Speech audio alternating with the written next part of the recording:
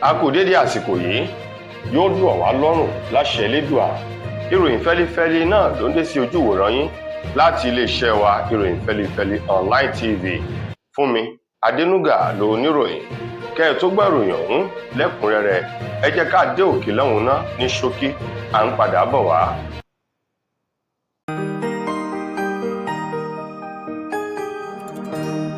Ìròyìn fẹ́lifẹ́li TV, àjààbálẹ̀ làwọn ìròyìn ti wà, máa wò lóòrèkóòrè.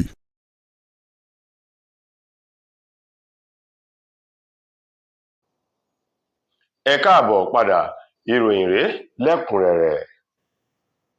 Pẹ̀lú ìgbáradì àti ìmúrasílẹ̀ di ètò ìbò tàwọn gómìnà tí ó wáyé lọ́dún yìí ní ìpínlẹ̀ Ọ̀ṣun, ẹgbẹ́ òṣèlú APC sọ wípé àwọn ti wà ní digbídigbí, àwọn sì ti gbáradì láti já ewé olúborí gba ìjọba kúrò lọ́wọ́ ìjọba àti ẹgbẹ́ òṣèlú èyí tó wà lórí àlééfà lọ́wọ́ báyìí ní ìpínlẹ̀ Ọ̀ṣun.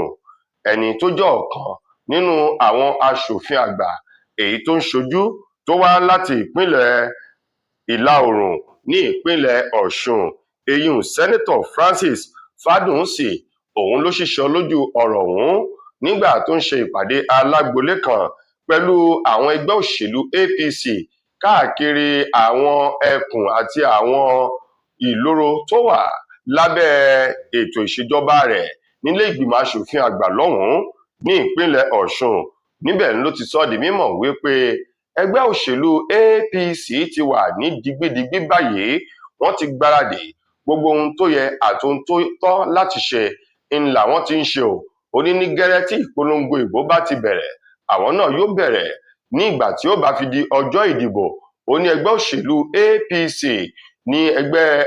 ní àjọ èyí tó ń ṣe kò kárí ètò ìbò ni ó kéde rẹ̀, nítorí pé ọ̀pọ̀lọpọ̀ àwọn ohun àmúyangàn èyí tó farahàn láti ọwọ́ ìjọba àpapọ̀ ilẹ̀ yìí, èyí tí a sì mọ̀ wípé ẹgbẹ́ òṣèlú APC náà ní ààrẹ ilẹ̀ yìí òun ni wọ́n fi ń lò gẹ́gẹ́ bí ohun ìkéde tí àwọn ará ìlú sì mọ̀ wípé lótìtọ́ lódodo àwọn ti mọ inú ìkòkò tí wọn yóò da ọ̀run lásì o, tí í ṣe ti ẹgbẹ́ òṣèlú APC. Fádùnùsì wá rọ gbogbo àwọn ọmọ ìpínlẹ̀ Ọ̀ṣun láti fi ọwọ́ sowọ́pọ̀ láti ṣe àtìlẹ́yìn fún ẹgbẹ́ òṣèlú APC.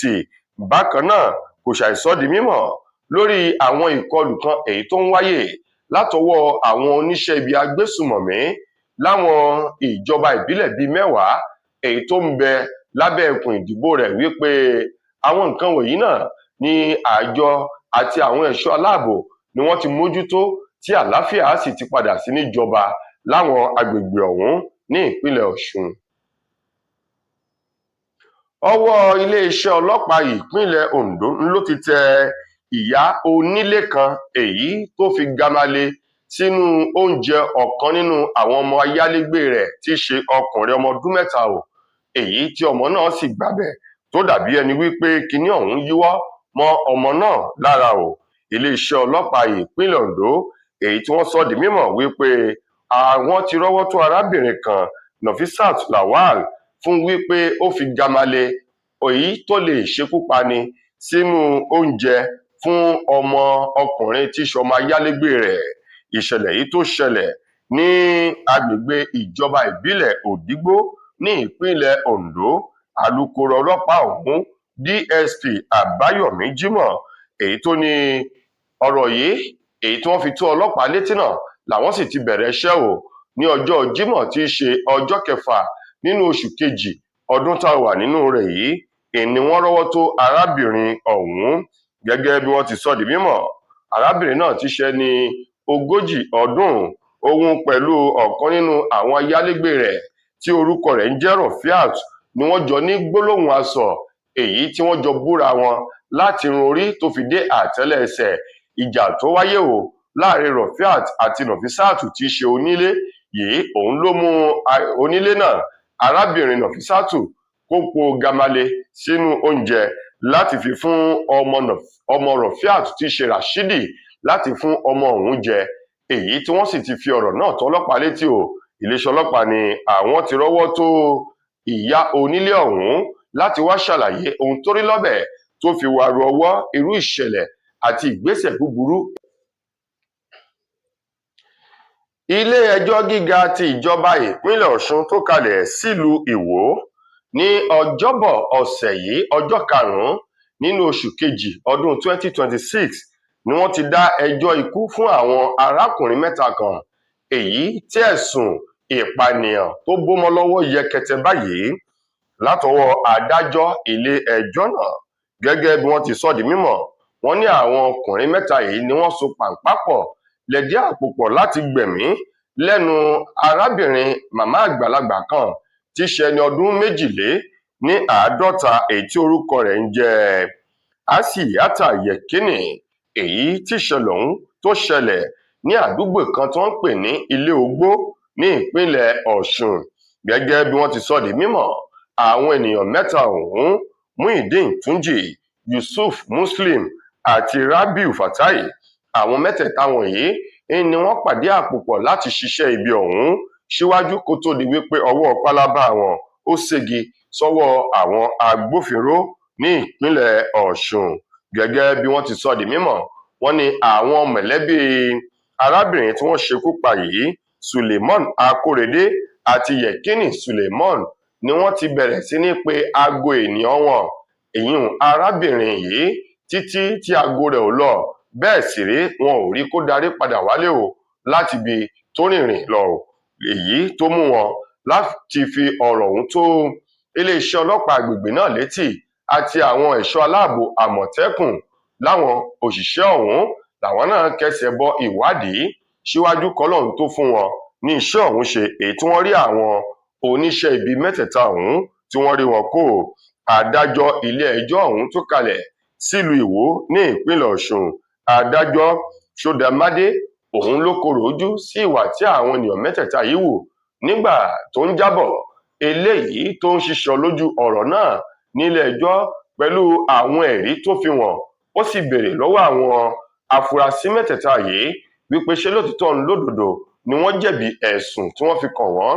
Pẹ̀lú ẹ̀rí yìí làwọn náà bá lanu gbàgà ni wọ́n ní àwọn jẹ̀bi, olúwa mi ẹ dákun ẹ dábọ̀ kí wọ́n dáríjì àwọn o. Wàyí o, adájọ́ ilé-ẹjọ́ ọ̀hún ní bí èèyàn kan bá ti ṣe ohun tí ò yẹ ó ṣe, dandan ni kí ojú rẹ̀ kó rí nǹkan tí ò yẹ kó rí o. Ó ní nípa ìdí èyí, pẹ̀lú ẹ̀sùn mẹ́ta. Lákòótán nínú ìròyìn wa fún ti tòní, ọ̀kan nínú àwọn gbajúgbajà olórin tàkasùfé tí í ṣe ọmọ orílẹ̀-èdè wa Nàìjíríà, Innocent Idibia, tí gbogbo ènìyàn mọ̀ sí Two-Face, òun mà ló ti fi ojú wòye títí rẹ̀ wo ọ̀rọ̀ àti fàákàjà èyí tó wáyé láàrin Wizkid àti Seun Kuti tí í ṣe ọmọlóògbé Fẹlá Aníkúlápó Kútì lórí àwọn òkọ̀rọ̀ tí wọ́n jọ ń ta síra wọn. Wàyí o, Two-Face ti bu ẹnu àtẹ́lu ọ̀rọ̀ kan èyí tó tẹnu Wizkid jáde wípé òun ní agbára, òun sì tóbi, òun jẹ́ èèyàn jàǹkọ̀, tóun tún jẹ́ ìlúmọ̀ọ́ká ju Fẹlá Aníkúlápó lọ o nígbà tó ń bẹ láyè. Ó ní kí ni Fẹlá jámọ́, kí ni Fẹlá ní, àti wípé ta ń mọ aṣọ ìyá Fẹlá Aníkúlápó Kútì ní ọ̀dọ̀ àwọn odò alárò.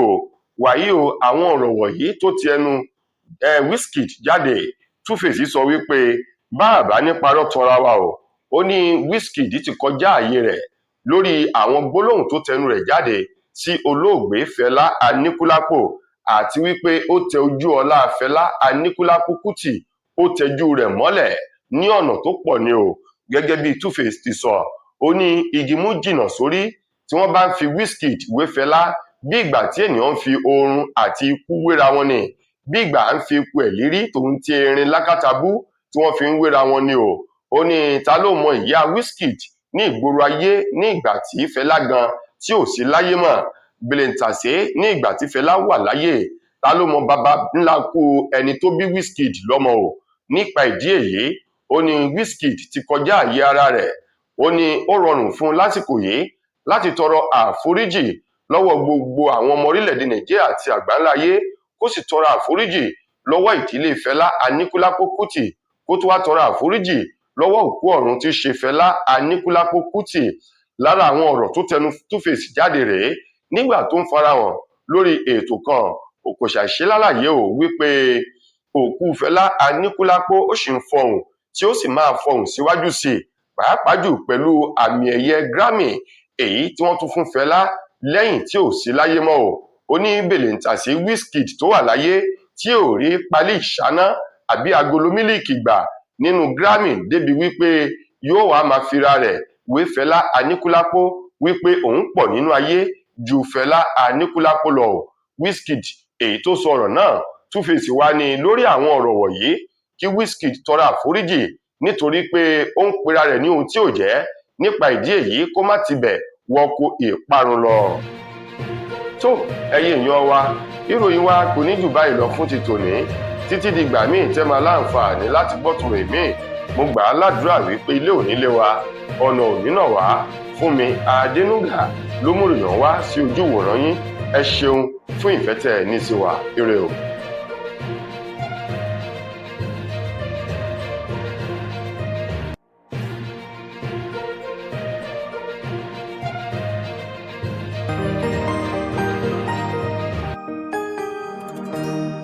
Ìròyìn Fẹ́lifẹ́li TV àjààbálẹ̀ làwọn ìròyìn ti wà, máa wò lóòrèkóòrè. Mo kí gbogbo ojú tí wò mí ti ń gbọ́ mi jákèjádò orígun mẹ́rẹ̀ẹ̀rin àgbáyé. Orúkọ mi ni Ambassador Àkànfẹ́ Ìwò tí mo jẹ́ agbẹnusọ fún iléeṣẹ́ X2 Ultimate Herbal International Limited. Níléeṣẹ́ wa bí láti màmọ̀ dájú nǹkan kan tí eléyìnbó ń pè ní health is wealth, ìlera lọ́rọ̀. Kì í ṣàfẹnujẹ́ nìkan tá a bá ń gbọ́ ọ̀nì sétí, torí gbogbo lọ́gbọ̀ àwọn èèyàn ni wọ́n ń kojú àìsàn tí a pè ní ìfúnpá gíga. Ìdí nìyí tí iléeṣẹ́ X2 Ultimate Herbal fi ṣètò oògùn ìfúnpá gíga fún ní powder àti ní olómi. Kò tán síbẹ̀, oògùn ìtọ̀ ṣúgà ó wà ní iléeṣẹ́ X2 Ultimate Herbal International Limited ní powder àti ní olómi. Òun náà lẹ̀ ń wò yìí. Oògùn ọ̀pẹ́ ẹ̀yìn wà tí a ti ṣe lọ́jọ̀ fún ẹni tó bá ń kojú ọ̀pẹ́ ẹ̀yìn torí gẹ́gẹ́ bí ìṣòro. Iléeṣẹ́ wa níbí ní oògùn ẹ̀ tó lè bá wọn tán rẹ̀ lójú ọgbọ́n.